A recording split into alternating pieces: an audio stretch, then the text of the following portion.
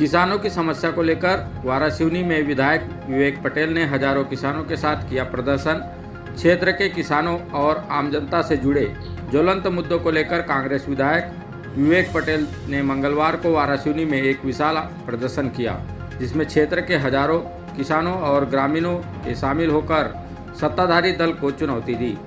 विधायक विवेक पटेल ने बताया कि मानसून बेहद नज़दीक है और लोग अपने आशियाने बनाने व मरम्मत के कार्य को लेकर बेहद चिंतित है। जिले में रेत का ठेका खत्म हो चुका है, जिसके कारण लोगों को निर्माण कार्य के लिए रेत नहीं मिल पा रही है। दूसरी तरफ प्रशासन द्वारा रेत की कोई वैकल्पिक व्यवस्था करने के बजाय लगातार अवैध खनन और परिवहन के नाम पर ताबड़तोड़ कार्रवाई की जा रही है, जिससे आम जनता परेशान है।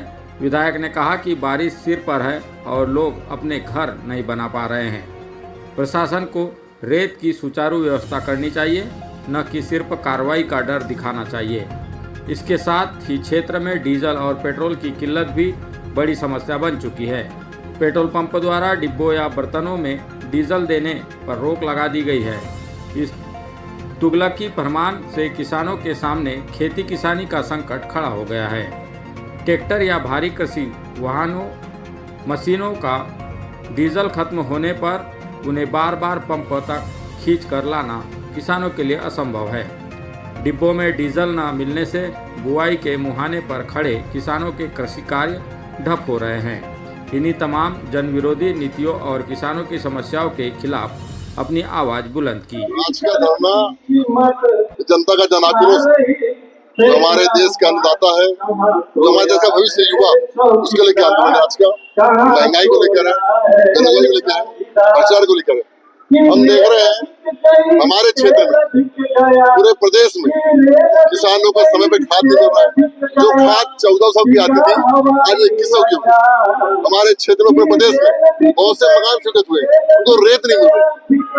इसमें लोगों ने सोयाबीन लगाया, लोगों ने सरसों लगाया, सरसों हल दी गई। लोगों ने मक्का लगाया है, उड़द लगाया है, उसकी गिरदावरी नहीं हुई है। महंगाई चरम पर है, नीम का केवल लीक हो रहा है। बहुत से मुद्दों को लेकर हम आज बैठे थे और लगातार हमारा प्रयास है कि सरकार किसानों को जिनके मकान को रेत दे। जो लोगों को डीजल समस्या की डीजल को नहर डीजल डबकी से लाया जाए। अब किसी गांव में किसान के खेत में ट्रैक्टर चल रहा है, डीजल खत्म हो गया, क्या वो ट्रैक्टर रखल दिलाएगा, अपना वो हार्वेस्टर रखल दिलाएगा? ये सब मांगों को लेकर आज बैठे थे। अभी राज्यसभा के चुनाव भी चल रहे हैं, उसमें मीनाक्षी नटराजन जो कांग्रेस से उम्मीदवार है, भारतीय जनता पार्टी ने भी जब से उम्मीदवार घोषित किया है, तब से कांग्रेस में जो है काफी हलचल मच गई है। वो होटलों की तरफ रुख कर रहे हैं, तो क्या हॉर्स ट्रेडिंग का भी खतरा मंडरा रहा है? तो कांग्रेस ने भाजपा ने इसलिए उतारा है, जो मुद्दों जब से ये सरकार बनी तब से ये लोकतंत्र की हत्या करने का प्रयास करते हैं, लोग खरीदने का प्रयास करते हैं।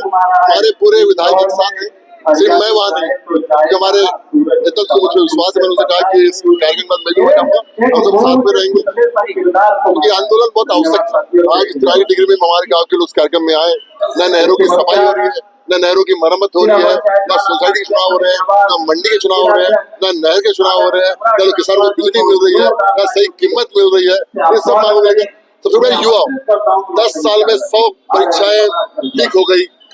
परसों भी हमारे यहाँ जो परीक्षा थी मध्य प्रदेश में SSC की, उसमें वन रक्षक की जेल परीक्षा भी लीक हो गई। SSC की GT परीक्षा लीक हो गई। ये सरकारी परीक्षा नहीं करा पा रही है। जहाँ भाई विदेश नीति की बात करें हम, अभी हमारे अमेरिका में हमारे देश का झंडा फहरा रहा है। मोदी जी ने कहा, मोदी जी ने कहा कि हमारे लोग डीजल का प्रयोग न करें, ज्यादा वाहन से ना चले, विदेश में उन्होंने बोला और खुद विदेश चले गए और 50 गाड़ी से चले गए। ऐसा नहीं होता। जब नेता जब बोलता है तो खुद उसका उदाहरण देना चाहिए। जब हमारे लालू शास्त्री ने कहा था एक टाइम भूखा रहो, तो खुद भूखे रहते हो। इंदिरा जी ने मुझे संपत्ति दान कर दिया, देश के नाम नेहरू जी मुझे संपत्ति दान कर दिया। लोग याद कर रहे हैं कांग्रेस को। सर, अभी जैसे सारे विधायकों को एकजुट किया जा रहा है, तो क्या कांग्रेस पार्टी को अपने विधायकों पर भरोसा नहीं है? क्योंकि इससे एक मैसेज जाता है। विधायकों पे विश्वास है, भारतीय जनता पार्टी के नेताओं पे विश्वास नहीं है। खरीदने का प्रयास करते हैं, दबाव बनाते हैं, ED, CBI, इनकम टैक्स का दुरुपयोग करते हैं। देखे ना आपने, आज तक जिस भी नेता पे ED की कार्रवाई हुई वो जेल नहीं गया, सब भाजपा में गए। अब कितने उदाहरण मेरे पास है। ये तो संवैधानिक संस्थाओं का दुरुपयोग हो रहा है। आज कौन सी संवैधानिक संस्था अटल पार्टी निष्पक्ष बताइए आप? ना चुनाव आयोग, ना ED, ना बहुत आजकल तो लोग बोलना ही चाहिए। कोर्ट तक लोग उठा रहे हैं। केजरीवाल ने खुद कह दिया कि मैं चाहता हूँ कि हमारे न्यायाधीश बदल जाए।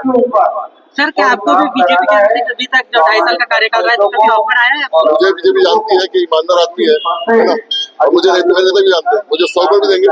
मैं जिस पार्टी में हूँ उन लोगों के साथ धूप में खड़ा हूँ, उनके साथ खड़ा रहूंगा। मेरी जरूरत कम है, इसे मेरी जमीन में दम है। ठीक 2020 को रिपीट करने की कोशिश हो रही है, ऐसा लग रहा है आपको अभी फिलहाल इस तरह के माहौल बन रहा है? मुझे जानकारी है 62 हमारे विधायक है, 58 विधायक की जरूरत है, पूरे 60 विधायक साथ में।